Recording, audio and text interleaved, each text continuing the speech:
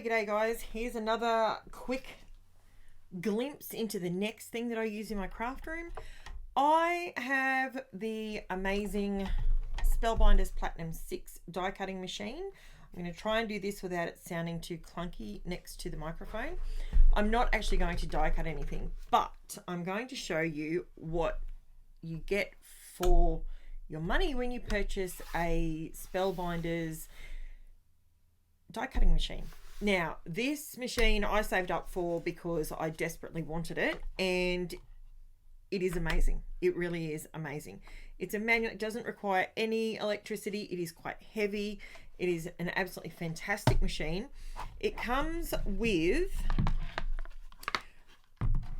a base plate, and on the base plate it shows you exactly what sandwich you need to create whatever it is you're doing. You might be just doing a simple die and you might just want to cut something out, so you use that sandwich.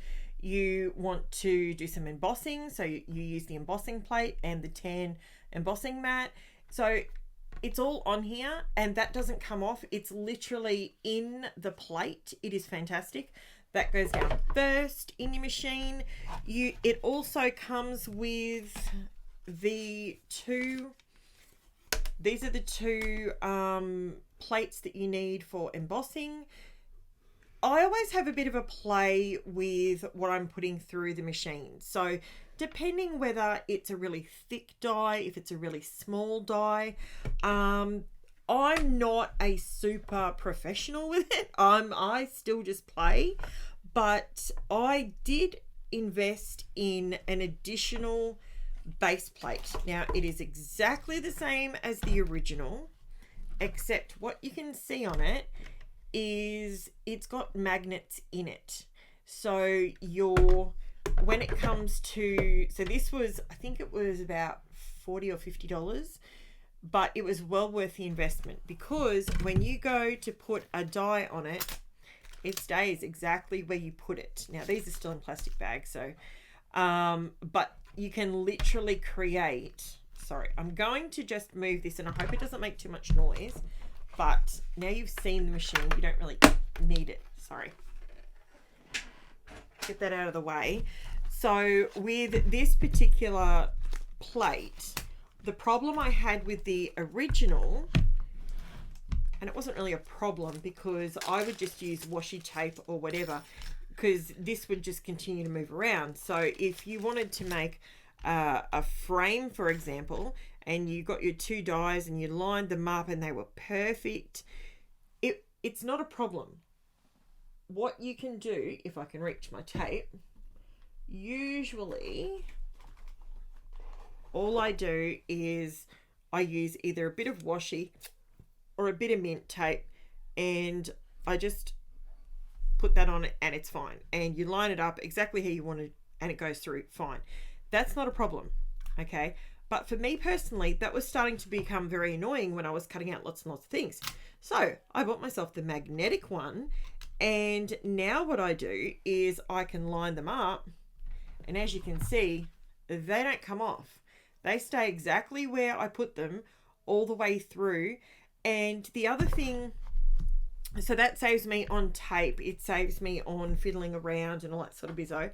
The only thing, if I was to have a criticism, I wish that the magnets were more of just a magnet plate, so that because sometimes between them, if you have a look here, it tries to jump between magnets sometimes, but I've not had a problem with it. I take that into consideration when I use the machine. And you always cut, FYI, you always cut with your blade up, so you're not cutting into this base plate. Now, FYI, you obviously so to put your sandwich together, you put your plate down and it still magnetizes through that. So it still, if I can lift it up without it slipping, it still stays on there. So the magnets are really strong. It is fantastic. So that was an investment, but it was well worth it. So that is the manual die cutting machine that I use and the plates that go with it. I will explain to you, because I didn't know this myself, that when you put your plates through your machine, you need to keep flipping them over and turning them around, etc., because they don't stay nice and flat like this one. This one I use as my base, so it stays nice and flat.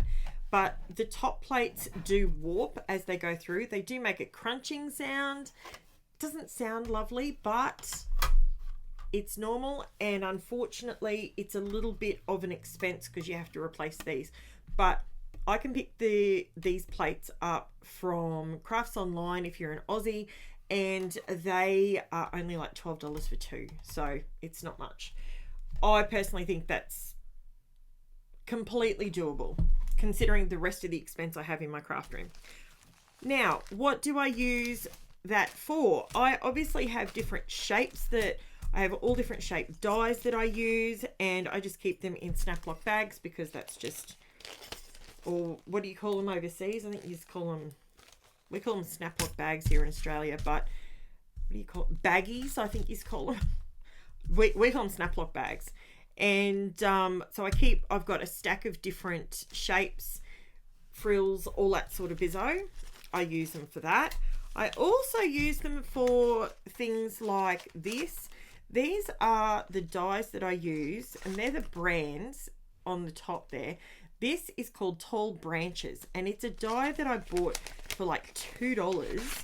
It was dirt cheap, but it come with two dies, and they are basically these things are like my filler space branch, because they're so they're beautiful, and they take color. What I do is I sit down and I cut out a heap of them, and I keep them in my snap lock bag, and these are the branches that I use to fill in spaces if I've pulled in some flowers from, you know, maybe cocoa vanilla or something like that. And I just sit down one day and I just cut up 2 or 3 sheets. Like, I'm talking a lot, because I use these a lot. So they are fantastic.